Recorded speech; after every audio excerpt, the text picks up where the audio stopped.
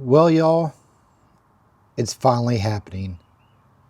After almost 6 years, my Recteq Bullseye is starting to rust through.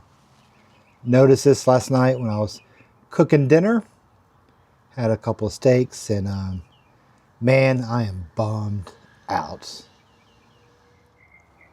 Welcome, everyone. Mike here, coming to you guys today from my backyard. As you just saw, my Recteq Bullseye is on its last legs. It's been a good run, and probably got about a month left before it completely rusts out. So I need to start shopping for a pellet grill. Now, I thought about going with the Searwood, but now that the time has come, I'm not quite sure whether I want to go with that, another Recteq, or something else. So in today's video, we're going to talk about the options I'm considering, and I want you guys to help me pick out a new grill. But before we get started on that, we got to start the fire.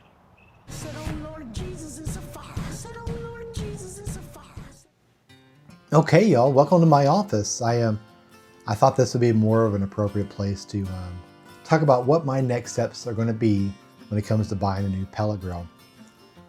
When I started this barbecue journey, I never thought I would be so attached to a pellet grill, but I love them. They're convenient and they make the best smoked turkey and chicken or any poultry dish out there. I will always have a pellet grill, maybe, because of that.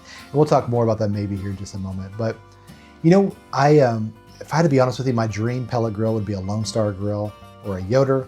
Those things are absolute beasts that you can smoke and grill on, last forever. But there's not in the budget right now. Even though I use my Bullseye 2 to 3 times a week, I still can't justify that cost at this point in time. Who knows? Maybe I'll quit being cheap and get the Lone Star.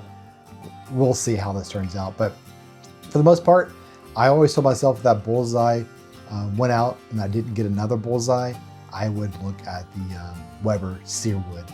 I've kind of become a Weber homer these days. I have a 22-inch Weber Smoky Mountain. I have a Weber Kettle.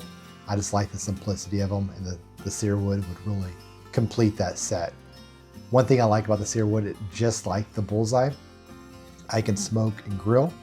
And quite honestly, I do more grilling these days than I do smoking. Because I do a lot of grilling, I've contemplated to getting a really nice Weber gas grill. I think when you're grilling burgers and steaks at high temps, it doesn't really impart a lot of smoke flavor.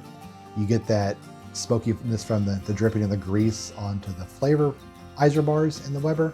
You know, only time a pellet grill would really embark any flavor on a steak is if you're reverse searing and you smoked it at a low temperature for a long period of time before searing it off, which is my absolute favorite way of making a steak. I really think I would enjoy a Genesis. You know, I thought about maybe getting a Weber Smoke. I heard those are more even temperatures from left to right. I don't know how important that really is because the Bullseye has not been even from front to back, and it's been just fine for me. But I thought about doing the Smoke plus a Genesis. A little pricey doing that. Thought about doing a Smoke and a Spirit. Not too bad. We're looking at the price range of a Searwood XL at that point in time. I think overall the Searwood 600 is the route to go. I only have a family of 3. That's gonna be plenty of real estate. And if I need more room, I have that big 22-inch Weber Smoky Mountain I can always pull out. Another option I'm throwing around is a Weber Genesis, and this is a really cheap pellet grill. Like I said, I really only use them for poultry these days as far as smoking goes. You know, maybe get a Z grill and a nice Genesis. I thought about Pit Boss. A lot of people seem to like Pit Boss. Those are fairly inexpensive, and you can get a pretty good size one for that price. It's just that searing. I like the searing that the Recteq puts on the chicken, as well as the Searwood would. I know the Pit Boss has the broiler you can open up, but I heard those rust out fairly quickly as well, and I don't know how often I would use that except for steaks.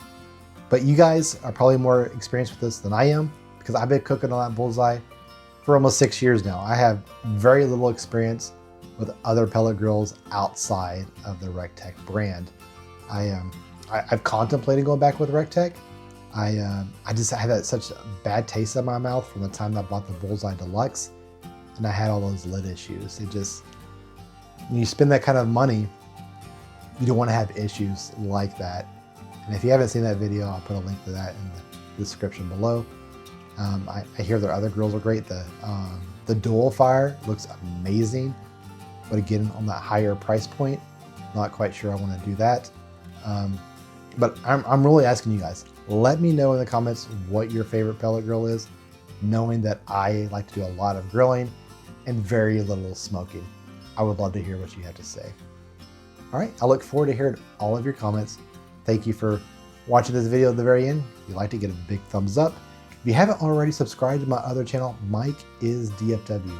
Mike is down for whatever is what that stands for. I go on food adventures. I'll always review a restaurant. I'll explore small towns. Whatever piques my interest, I film over there. New videos once a week. Thank you so much for watching. Once again, y'all have a great day. Bye.